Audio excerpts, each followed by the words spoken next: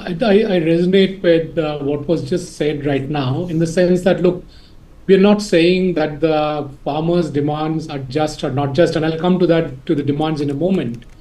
But is this really the way to do it? When the farmers protest, it's the people of Delhi who got impacted. When the farmers burn the Pareli, it's the people of Delhi which gets impacted. When the farmers block the roads, it's the students of Delhi who need to go out to educational cities such as Sonipat who get impacted. Is that the right way of demanding for your rights? I don't think so. You can't take away my right to establish your right. That is clearly not Correct. acceptable. Now, having said that, look at some of the requirements and some of the demands. Reinstatement of the Land Acquisition Act 2013. For people who are not aware of what that act was, it essentially said that 80% of the people who own the land must agree to the land acquisition before 100% of the land acquisition can be made. This was when the previous government was losing power and they had lost the elections, and this was the last act that they pushed through the parliament. And the comment from Subramaniam Ankleshwar Iyer, who is a noted economist, was that this reminds us of the scorch and burn tactics of the Romans, where when they lost their territory, they would burn the entire land and all food and everything and go. So what this Land Acquisition Act meant is that India can never develop because it's impossible to have 80% of the people agree to the land acquisition. So you'll never be able to acquire land and therefore you'll never be able to develop. Now, what's the impact of that?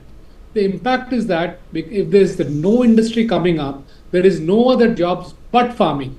So you're trapping the farmers in a profession or in a job which is giving lower and lower returns, and the land fragmentation is happening more and more. So there are more farmers on smaller amount of land because they can't get into any other industry, because you have cut off the possibility of an industry, and the farmers are coming back and saying, please reinstate that Land Acquisition Act 2013 so that no industry comes up and we stay in farming and we keep asking for all these demands and all the unjust that's happening with the farmers, we amplify that.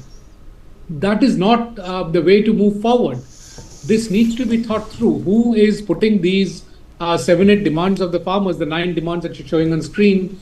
Who's thinking this through? Is this good for the farmers themselves?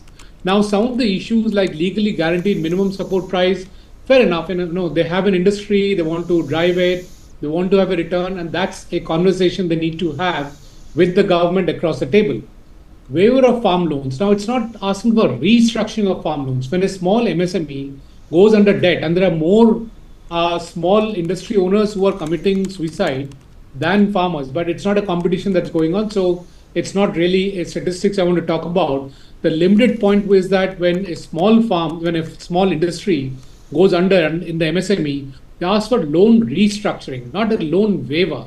Here, with impunity, we're asking for farm loan waiver. I'm not sure whether that's a culture we really want. Yes, farmers are in distress, but the solution can't be worse than the problem itself.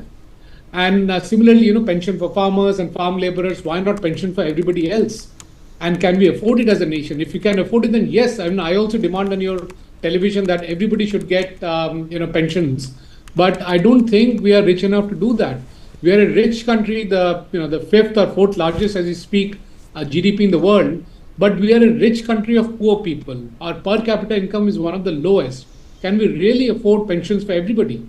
Is there a better way to do it? And the better way to do it can only come out when people sit across the table rather than holding the middle class of Delhi hostage, where they can't go for work, they can't get an earning, where laborers in Delhi cannot go for work because the city has been choked up, because the rediwala cannot sell, because the roads have been blocked up.